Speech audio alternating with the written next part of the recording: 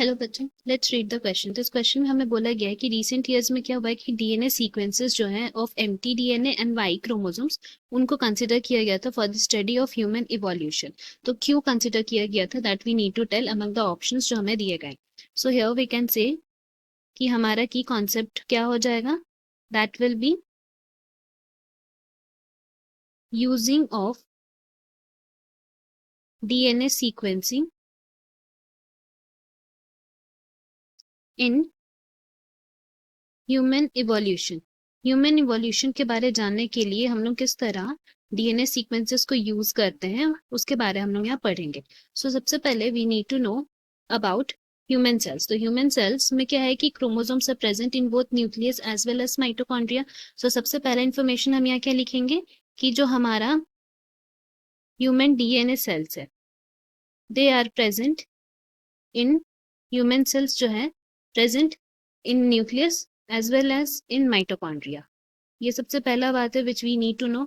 After which हमें ये जानना है कि जो मोस्ट ऑफ द प्रोटीन्स हैं ह्यूमन है they are encoded by nuclear genome, लेकिन माइटोकॉन्ड्रियल डीएनए जो है वो भी बहुत इंपॉर्टेंट रोल प्ले करता है, बट मोस्ट ऑफ द जो है वो न्यूक्लियर जो जीनोम है उसमें प्रेजेंट रहता है most of the proteins. Now if you talk about mitochondria, so we all know कि माइटोकॉन्ड्रिया जो है उनका अपना डीएनए होता है। So here we can write mitochondria has its own DNA, उसका अपना खुद का डीएनए है। That is the reason it is separate from nuclear DNA, इसीलिए उनके फंक्शंस जो हैं न्यूक्लियर डीएनए से थोड़े अलग है। नाउ अगर हम लोग यहाँ पे बात करें जो हमारे क्वेश्चन में दिए हुए हैं अबाउट एम्प्टी डीएनए, देन वो क्या शो करता है, it shows maternal inheritance.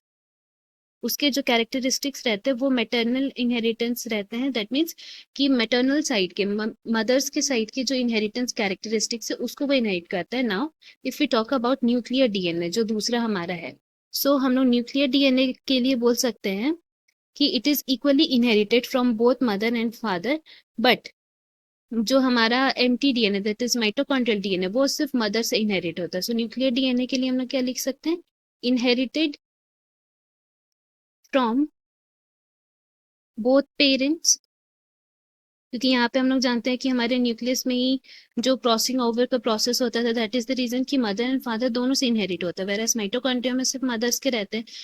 Particularly क्या होता है कि अगर हम लोग माइटोकॉन्ड्रियल डीएनए की बात करें तो वो ह्यूमन इवोल्यूशनरी स्टडीज के लिए ज्यादा यूजफुल रहता है। नाउ अगर हम लोग सारे डीएनए मॉलिक्यूल्स की बात करें तो यही जो हमारा माइटोकॉन्ड्रियल डीएनए जिसको हम लोग इन शॉर्ट लिखते हैं empty DNA, that is useful because it is the one which undergo mutations. इसीलिए हमें इवोल्यूशंस के बारे पढ़ने में इससे और आसानी हो जाता है। And this is how it has a difference and a various proportion with respect to nuclear DNA.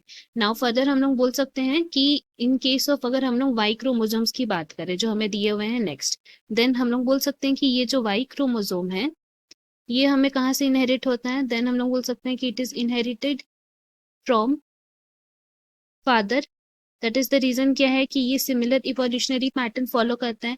Like mitochondrial DNA जो है वो इनहेरिट होता है सिर्फ मदर से, सिमिलरली वाई क्रोमोसोम्स जो है they are inherited from father, तो उनका जो इवोल्यूशनरी पैटर्न है एक ही तरह का है। दैट इज द रीजन हम लोग बोल सकते हैं कि ये यूनिपेरेंटल इन ओरिजिन होता है and do not take part in recombination, क्योंकि सबके अपने अपने प्रोसेस एंड अपने अपने कैरेक्टरिस्टिक्स है।